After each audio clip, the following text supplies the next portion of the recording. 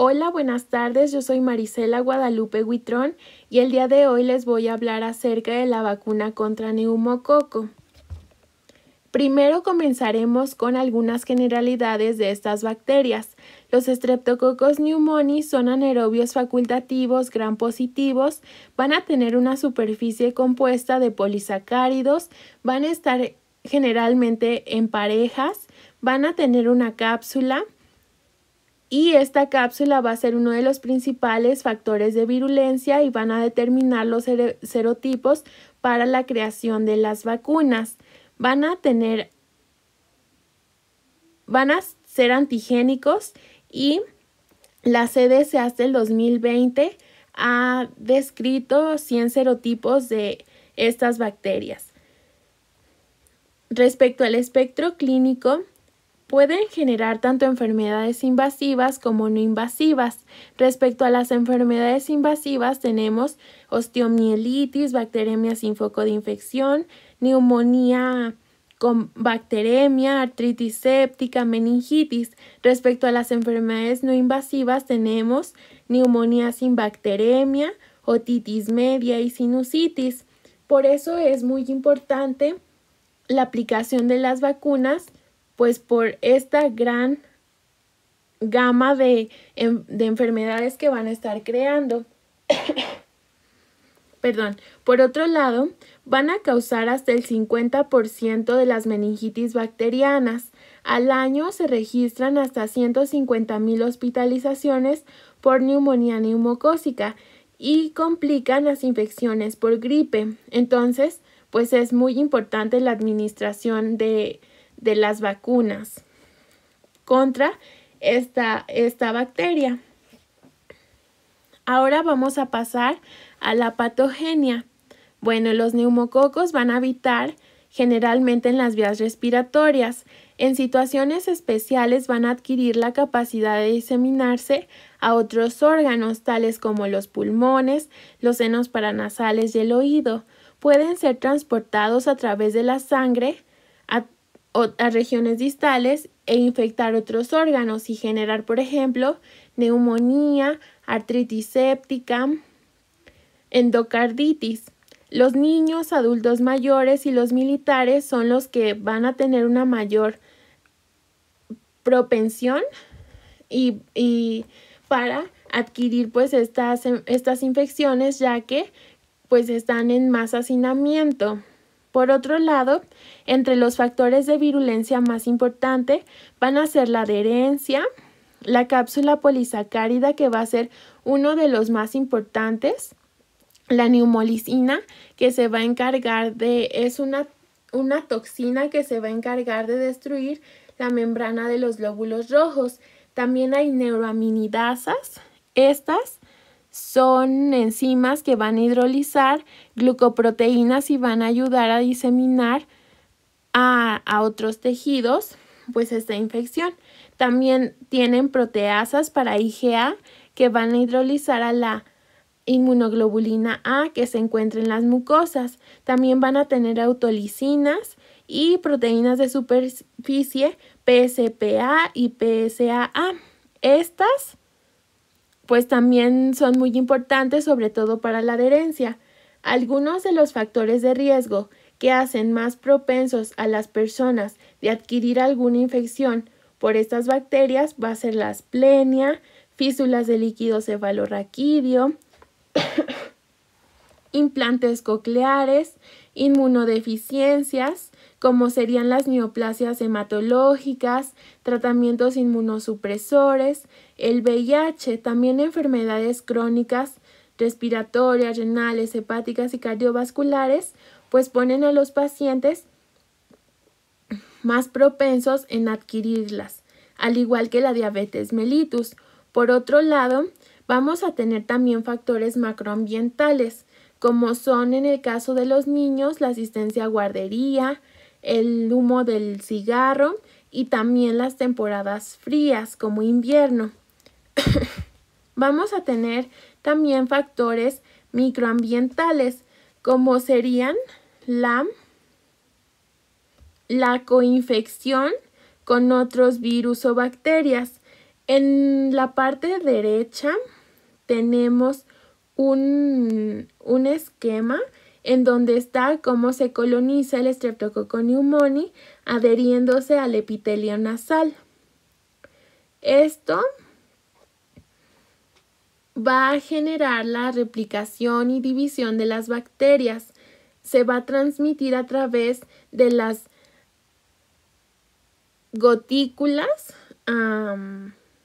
y así es como van a infectar a otras personas a través de las gotas respiratorias o también llamadas flush. Por otra parte, la invasión va a ser a través de la aspiración en el tejido, por ejemplo, pulmonar, generando neumonía. Si hay bacteremia, pueden generar meningitis, endocarditis, artritis séptica. También puede haber propagación local, como sería en el caso de la colocación de implantes cocleares y generar otitis media. Ahora bien, vamos a pasar de lleno a lo que va a implicar la enfermedad neumocócica. Respecto a la epidemiología, va a ocurrir en todo el mundo. Uno de los principales reservorios va a ser el ser humano. Se va a transmitir de persona a persona a través de gotículas respiratorias o por autoinoculación. Va a predominar su incidencia en invierno y a principios de primavera, y la transmisión va a ocurrir cuando los microorganismos como tal se encuentran ya en las secreciones respiratorias.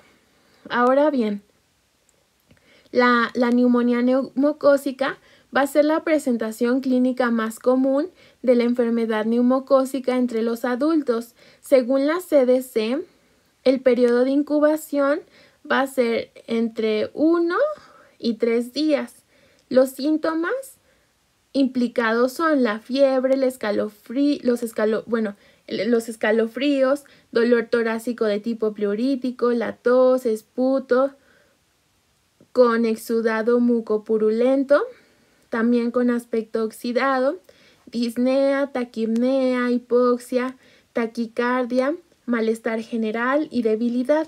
Hay que recordar que estos síntomas aparecen de forma súbita y que esto nos podría ayudar a diferenciar de otros patógenos. Y ahora, respecto a las complicaciones. Pueden generar bacteremia, pericarditis, obstrucción endobraquial con atelectasias, formación de abscesos pulmonares. Cuando hay una bacteremia neumocócica, pueden provocar artritis, meningitis y endocarditis. Su tasa de letalidad global es de aproximadamente el 12%. Respecto a la presentación clínica cuando hay meningitis neumocócica, los síntomas que predominan van a ser el dolor de cabeza, letargo, vómitos, irritabilidad, rigidez de nuca, fiebre, signos de nervios craneales, y la tasa de letalidad va a ser aproximadamente del 14%. Por otro lado, el diagnóstico va a ser a través del aislamiento de los estreptococos en la sangre u otros sitios corporales estériles. Esto puede ser a través de la tinción de Gram o del cultivo, y en el caso de la neumonía neumocócica se pueden recurrir a estudios de imagen como son las radiografías y ahí determinar sus patrones característicos. Respecto al tratamiento, va a ser la penicilina. Sin embargo, ahora, como sabemos, ya hay mucha resistencia. Entonces, se puede recurrir a fluoroquinolonas o vancomicina con ceftriaxona o cefotaxime. La prevención va a ser a través de las vacunas Pneumovax 23 en el caso de los adultos y Prevenar 3 en el caso de los niños. Ahora vamos a pasar con los niños. La neumonía neumocócica va a representar el 25 al 30% de la enfermedad invasiva en niños de 2 años o menos. Va a ser una de las principales causas de meningitis bacteriana en niños menores de 5 años. Los neumococos entonces van a ser también una causa común de otitis media aguda y en algunos casos de sinusitis. Ahora vamos a pasar de lleno a lo que corresponde a las vacunas. La primera vacuna se autorizó en los Estados Unidos en el año de 1977. Esta vacuna se creó contra 14 cepas. Sin embargo, en 1983 se le agregaron otros serotipos más y se creó la vacuna Pneumovax 23. Estas dos vacunas son propias para los adultos. Se ha visto que hay una pobre eficacia en los niños. Sin embargo, en el 2000 se creó la primera vacuna conjugada con 7 serotipos y para el 2010 se mejoró y se creó la Prevenash con 13 serotipos. Esta va a ser propia de los niños. Ahora bien, vamos a pasar a sus características. La vacuna neumocócica polivalente Pneumovax 23 se va a componer de preparados purificados de polisacárido capsular con los 23 serotipos neumocócicos. Entre ellos los más importantes van a ser el 1, el 2, el 3, el 4, el 5, el 6B, el 9, el 4, el 19A,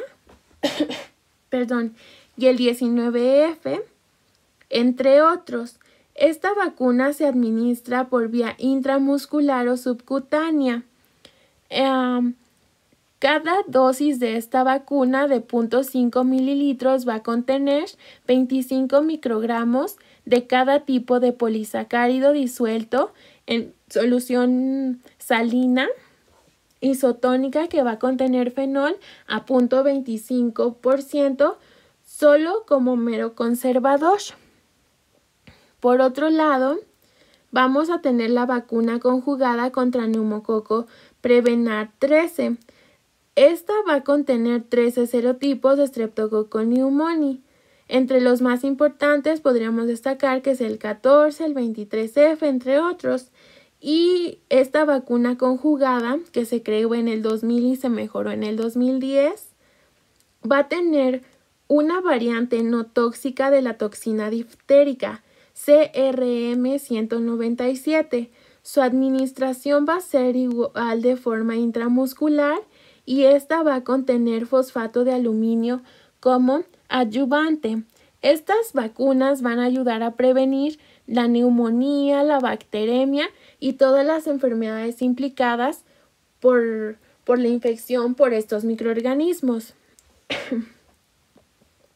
Respecto a la seguridad, la vacuna Pneumovax 23, una vez que se administra, puede generar reacciones adversas locales tales como dolor, sensibilidad, hinchazón y eritema. Puede también generar disminución del apetito, dolor muscular, dolor de cabeza, fatiga y fiebre. Respecto a la Prevenar 13, puede ocurrir también dolor, sensibilidad, eritema, disminución del apetito, fatiga, cefalea, mialgias, irritabilidad y fiebre. Ahora pasando a las contraindicaciones y precauciones, se va a contraindicar cualquiera de estas vacunas ante una reacción anafiláctica grave al componente de la vacuna o después de la dosis. Esto se puede ver en la primera dosis, se monta la respuesta o pues después, ¿no? Entonces hay que estar muy pendientes para poder identificar esto. Y las precauciones van a ser en pacientes que tienen alguna enfermedad aguda grave, con o sin fiebre.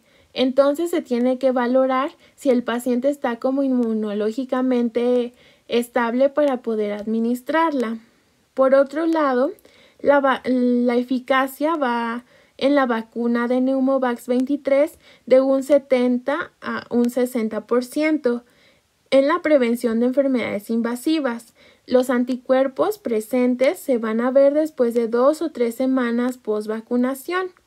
Y ahora, respecto a la vacuna Prevenar 13, va a reducir la enfermedad invasiva hasta en un 97% en niños. Entonces, de aquí la importancia pues de la aplicación de estas vacunas.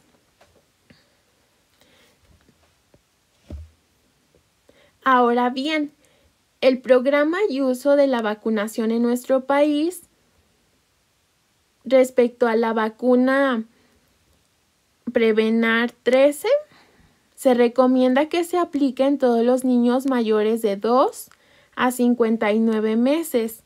La edad mínima para la primera dosis es de 6 semanas. En el esquema de vacunación de nuestro país se indican 3 dosis, como se ve en la parte inferior, en el primer esquema, que es una a los 2 meses, la segunda a los 4 meses y la tercera a los 12 meses de edad. Entonces aquí les dejo pues este cuadrito y al lado está la presentación de esta vacuna Prevenar que se administra en niños. Y luego vamos a pasar a la vacuna Pneumovax 23, que se va a recomendar una dosis para todos los adultos mayores de 65 años o más. También se recomienda para todos aquellos que desconozcan su historial de vacunación. También se puede administrar en pacientes que tengan factores de riesgo, tales como VIH, asma, enfisema, diabetes mellitus, tabaquismo, alcoholismo, enfermedades hepáticas como cirrosis, pacientes con cáncer. Entonces, para todas ellas se puede administrar esta vacuna. También se pueden administrar en médicos, enfermeras, en las personas que trabajan en los hospitales o que están en contacto con estos pacientes, pues para disminuir también el grado de infección. Y igual en la parte de abajo les dejo la presentación de la vacuna Pneumovax. Y la CDC indica que para que todos los componentes de estas vacunas puedan estar bien, para que no se deterioren, tienen que mantenerse a temperaturas entre 2 y 8 grados. Entonces, pues esto va a ser muy importante para su conservación adecuada. Y concluyendo, pues es muy importante tener en cuenta toda la amplia variedad de enfermedades que pueden generar una infección por Streptococcus pneumoniae y que es fundamental que los pacientes que se encuentran en riesgo reciban una inmunización adecuada para evitar complicaciones y a su vez también enfermedades invasivas que puedan pues deteriorar su vida cuando pues obviamente la vacuna es prevenible para todas estas enfermedades. Entonces por eso nosotros como médico de primer contacto tenemos que hacer en nuestros pacientes la concientización de la aplicación de las vacunas y también pues hacer promoción de la salud en ellos. Y creo que es todo por mi parte y muchas gracias por su atención.